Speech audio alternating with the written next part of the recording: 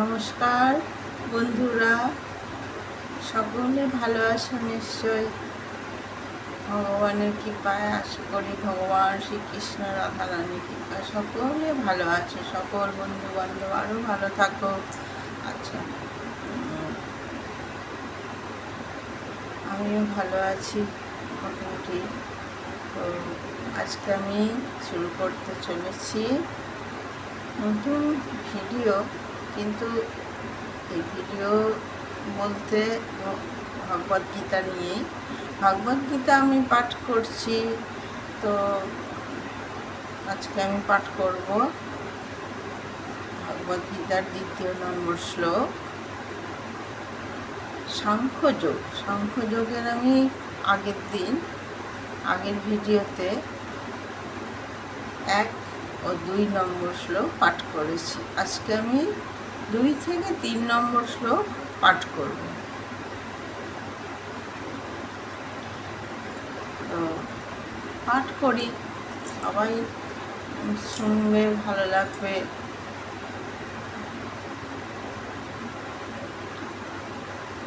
আমরা তো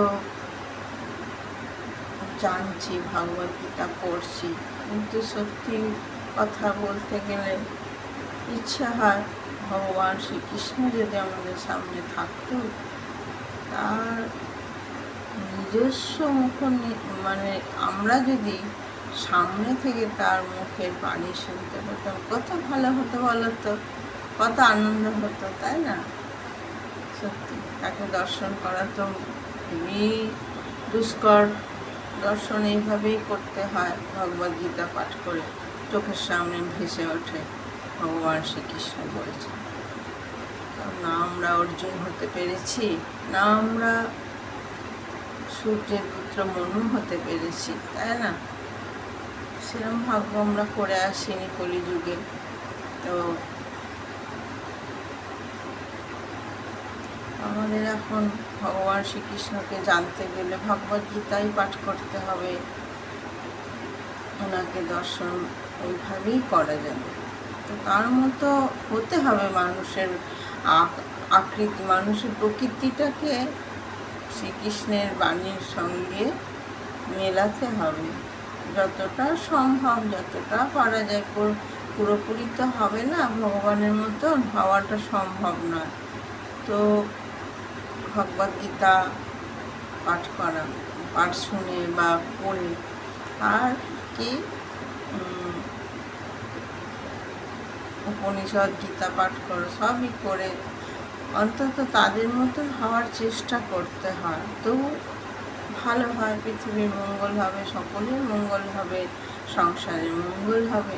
সেই জন্যই ভগবদ্গীতা পড়া, উপনিষদ, গীতা, উপনিষদ আর পুরাণ এসব পড়ে জ্ঞান অর্জন করা অতি অবশ্যই দরকার। স্কুলেও যদি এসব পাঠ করানো হতো বাচ্চা থেকে, তো কত মানুষ ভগবানের মতন কিছুটা তো চরিত্রের দিক থেকে কিছুটা তো হতে পারত। প্রকৃতি আমার ইচ্ছা পূরণ হবে কিনা আমি জানি না। তো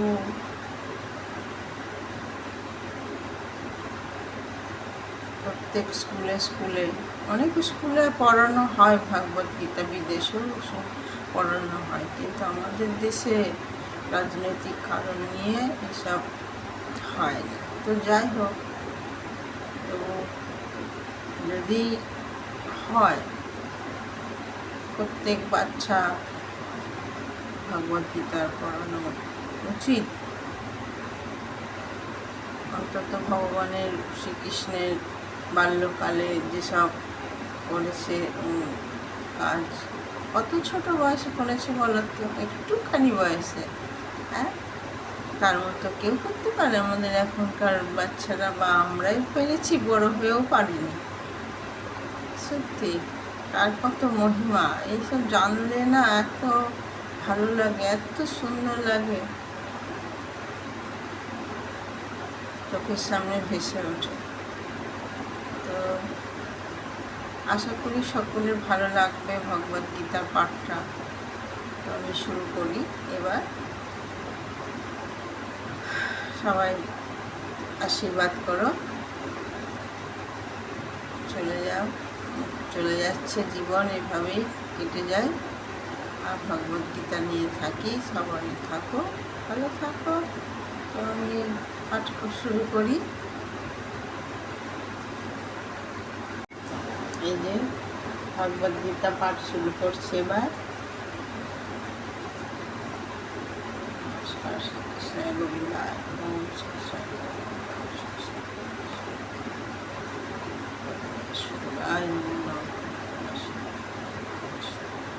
ओम कृष्णाय वासुदेवाय हरये परमात्मने प्रणतः क्लेशनाशाय गोविन्दाय नमो नमः।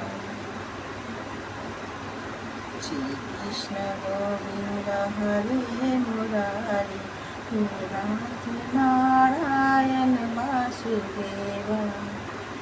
जय श्री कृष्ण। शुरू করছি শ্লোক নম্বর 3। লৈবং মা স্ম গম পার্থ নৈতত্য পদ্মতে ক্ষুদ্রং হৃদয় দৌর্বল্যং তপ্তস্থিষ্ঠ পরং তব। লৈবং মা স্ম গম পার্থ নৈতত্য পদ্মতে ক্ষুদ্রং হৃদয় দৌর্বল্যং তপ্তস্থিষ্ঠ পরং তব। অনুবাদ: হে পার্থ, এই হানিকর ক্লীবত্বের বশবর্তী হইও না। হে পার্থ, এই হানিকর ক্লীবত্বের বশবর্তী হইও না। এই ধরনের আচরণ তোমার পক্ষে অনুচিত। হে পরন্তপ, হৃদয়ের এই ক্ষুদ্র দুর্বলতা পরিত্যাগ করে তুমি উঠে দাঁড়াও। তাৎপর্য: অর্জুনকে এখানে পার্থ নামে সম্বোধন করা হয়েছে, অর্থাৎ যিনি শ্রীকৃষ্ণের পিতা বসুদেবের। পৃথা হলো কুন্তী। কুন্তীর আর এক নাম ছিল পৃথা। তাই শ্রীকৃষ্ণের সঙ্গে অর্জুনের রক্তের সম্পর্ক রয়েছে। ক্ষত্রিয়ের সন্তান যদি যুদ্ধ করতে অস্বীকার করে তাহলে সে কেবল নামেই ক্ষত্রিয়। তেমন ব্রাহ্মণের সন্তান যদি অধার্মিক হয় তখন সে কেবল নামেই ব্রাহ্মণ। এই ধরনের ব্রাহ্মণ ও ক্ষত্রিয় তাদের পিতার অযোগ্য সন্তান। তাই শ্রীকৃষ্ণ চাননি যে অর্জুন একজন অযোগ্য ক্ষত্রিয় সন্তান হন। অর্জুন ছিলেন শ্রীকৃষ্ণের সবচেয়ে অন্তরঙ্গ বন্ধু এবং শ্রীকৃষ্ণ তাঁর রথের সারথি হয়ে স্বয়ং তাকে পরিচালিত করছিলেন। কিন্তু এই সমস্ত সুবিধা সত্ত্বেও যদি অর্জুন যুদ্ধ না করতেন তবে তা হয়তো নিতান্ত অপযশের বিষয়। তাই শ্রীকৃষ্ণ বললেন যে এই রকম আচরণ অর্জুনের পক্ষে মানানসই ছিল না। অর্জুন হয়তো পরম শ্রদ্ধেয় ভীষ্ম নিজের আত্মীয়দের প্রতি উদার মনোভাবের কারণে যুদ্ধক্ষেত্রে পরিত্যাগ করার যুক্তি দেখিয়েছিলেন, কিন্তু শ্রীকৃষ্ণ এই ধরনের উদারতাকে হৃদয়ে দুর্বলতা বলে বিবেচনা করেছিলেন। এই ধরনের ভ্রান্ত উদারতাকে মহাজনেরা কখনোই অনুমোদন করেননি। সুতরাং শ্রীকৃষ্ণের প্রত্যক্ষ পরিচালনাধীনে অর্জুনের মতো ব্যক্তিত্বের এই ধরনের মহানুভবতা অথবা তথাকথিত হিংসা পরিত্যাগ করা উচিত। অর্জুন উবাচ। শ্লোক নম্বর 4। কথং ভীষ্মহং সংখ্যে দ্রোণং চ মধুসূদন। কথং ভীষ্মহং সংখ্যে দ্রোণং চ মধুসূদন। ইষুভি প্রতিযোৎস্যামি পূজার্হাবরিসূদন। ইষুভি প্রতিযোৎস্যামি পূজার্হাবরিসূদন। অনুবাদ: অর্জুন বললেন, হে মধুসূদন, হে হরিসূদন, এই যুদ্ধক্ষেত্রে ভীষ্ম দ্রোণাচার্যের মতো পরম পূজনীয় ব্যক্তিদের কেমন করে আমি বাণের দ্বারা প্রত্যাঘাত করব? তাৎপর্য: পিতামহ ভীষ্ম গুরু দ্রোণাচার্যের মতো গুরুজনেরা সর্বদাই পূজনীয়। এমনকি যদি তারা আক্রমণ করেনও, তবুও তাদের প্রত্যাঘাত করা উচিত নয়। সাধারণ শিষ্টাচার হচ্ছে যে গুরুজনদের সঙ্গে এমনকি মৌখিকভাবে তর্ক করা উচিত নয়। এমনকি তাদের আচরণ যদি কখনো রূঢ় হয়, তবুও তাদের প্রতি রূঢ়ভাবে আচরণ করা উচিত নয়। তাহলে তাদের প্রত্যাঘাত করা অর্জুনের পক্ষে কি করে সম্ভব? শ্রীকৃষ্ণ কি কখনো তার পিতামহ উগ্রসেন অথবা তাঁর গুরুদেব সন্দীপনী মুনিকে আক্রমণ করতে পারতেন? অর্জুন শ্রীকৃষ্ণকে এই ধরনের কিছু যুক্তি প্রদর্শন করলেন।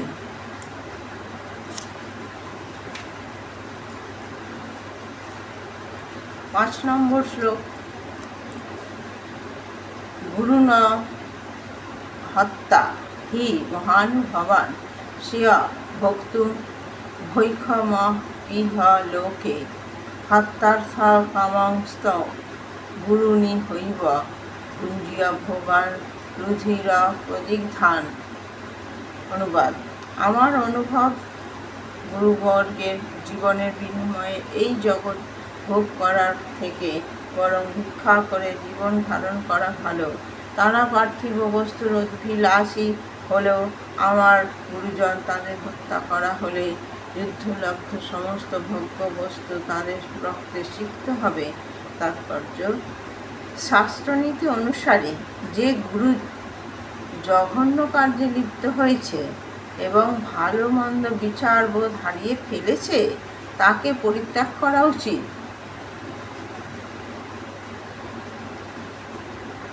দুর্যোধনের কাছ থেকে আর্থিক সাহায্য পেতেন বলে ভীষ্ম ও দ্রোণ তাঁর পক্ষ অবলম্বন করতে বাধ্য হয়েছিলেন। যদিও কেবলমাত্র আর্থিক সাহায্যের বিবেচনা করে দুর্যোধনের পক্ষে যোগ দেওয়া তাঁদের উচিত হয়নি। এই পরিস্থিতির পরিপ্রেক্ষিতে তাঁরা আরাধ্য গুরুর পদমর্যাদা থেকে বিচ্যুত হয়েছিলেন। কিন্তু তা সত্ত্বেও অর্জুন মনে করেছিলেন যে তাঁরা ছিলেন তার গুরুজন এবং তাই তাদের তা করেই জাগতিক সুখ উপভোগ করা হলে সেই ভোগ হবে তাদের রক্তে সিক্ত। নমস্কার, আজ এই পর্যন্তই। ভগবদ্গীতা আবার অন্য একদিন ভগবদ্গীতার পাঠ ভিডিও করব। নমস্কার, ভালো থাকবেন। ভগবানের কৃপায়, শ্রীকৃষ্ণের কৃপায় সবাই হরে কৃষ্ণ মন্ত্র উচ্চারণ করবে। মহামন্ত্র, এটি হলো মহামন্ত্র। হরে কৃষ্ণ কৃষ্ণ কৃষ্ণ হরে হরে, হরে রাম রাম রাম হরে হরে।